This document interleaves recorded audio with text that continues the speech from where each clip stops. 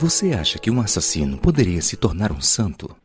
Em 1987, o arcebispo de Paris, cardeal Jean-Marie Lussiger, abriu um processo de beatificação de um jovem francês chamado Jacques Fesch, o que levantou um grande incômodo no meio católico por causa do passado criminoso do jovem.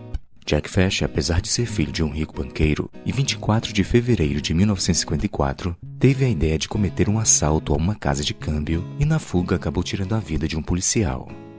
Jacques foi preso e condenado à pena de morte.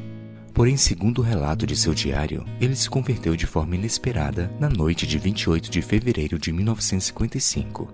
Após esta experiência, Jacques ainda passou mais de 2 anos na prisão, vivendo de forma exemplar e evangelizando seus amigos e parentes através de cartas. Na noite anterior à sua execução, Jacques reconciliou-se com sua esposa e escreveu em seu diário espiritual: "Em 5 horas, verei a Jesus." Considerando todo este histórico, existe um grupo de católicos que acredita que Jacques deveria ser considerado um santo. Porém, outros rejeitam tal ideia por se sentirem desconfortáveis em beatificar um assassino. Quando li esta história, me lembrei da conversão de um assassino que sofreu grande preconceito, conforme registrado no capítulo 9 do livro de Atos.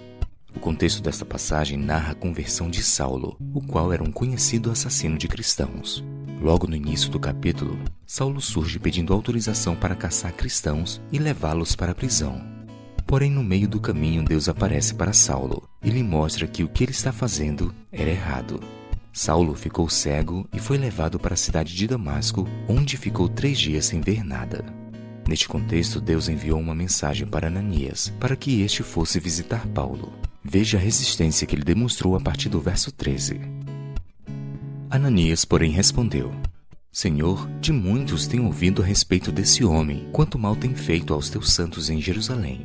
E aqui em Damasco, ele tem autorização dos principais sacerdotes para prender todos os que invocam teu nome."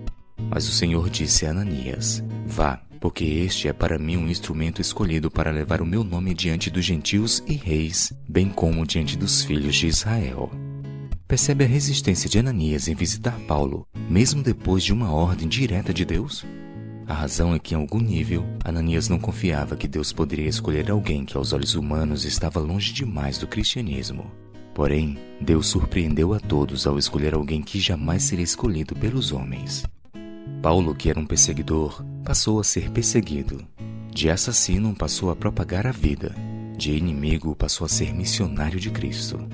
Esta é uma história que deve nos ensinar sobre o poder de Deus para transformar aquelas pessoas que achamos intransformáveis. Por isso, um cristão nunca deve afirmar que um indivíduo não tem mais jeito.